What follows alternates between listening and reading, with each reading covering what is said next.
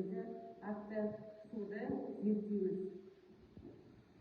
Балалар, су түсі көзі деп неге айтады? Су кімдерге қажет?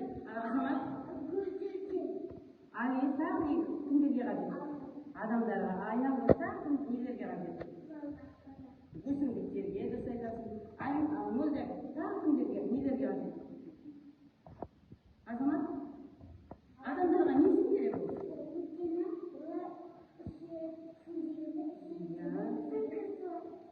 Күзуат жарайсың. Али, өсімдіктерге неге құямыз? Тауларға неге құямыз? Не үшін құямыз олар? Өсетін болады. Жарайды. Енді балалар, бүгінгі біздің ең бірінші тәжірибеміз судың түсін, иісі бар ма екенін, дәмі бар ма екенін анықтаймыз. Енді қарайық. Балалар, судың түсі бар ма?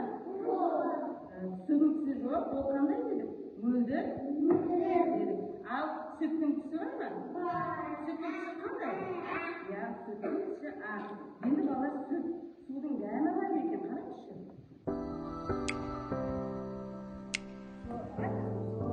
Енді судың иісі бар ма? Судың иісі жоқ. Енді балалар, осы судың дәмін, иісін, түсін қалай кетеміз балалар? Қалай білесіздер? Біздің екінші тәжірибеміз судың дәмін кетіру үшін біз суға сикер саламыз. Ал сикер саламыз.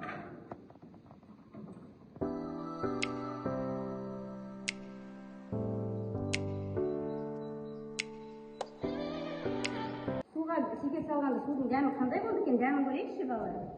Дәмін көрейікші. Қандай болды? Судың дәмі шықты ма енді? Қандай болды? Судың дәмі. Қандай шықты? Қандай болды? Тәтті болды. Судың дәмі тәтті болды. Енді осы суды тағы да енді лимон салып көрейік. Лимон салып көрсек, судың дәмі қандай болады? Судың дәмі қышқыл болады. Судың дәмін біздер айнам көз көрсін.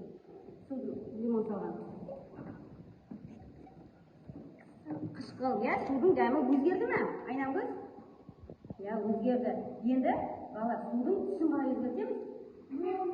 Бояумен, ол үшін біздер мына суға судың дәміне бояу саламыз.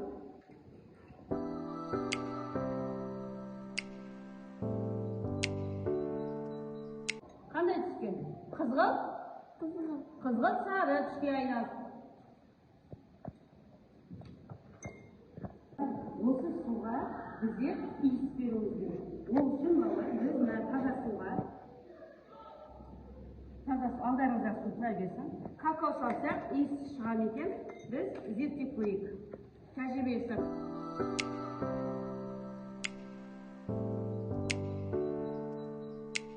Азамат, істеп көреміз. Ненің иісі шықты? Какао. Мөлдірге бер. Шықты ма иісі? Біз судың қандай түрі бар деп?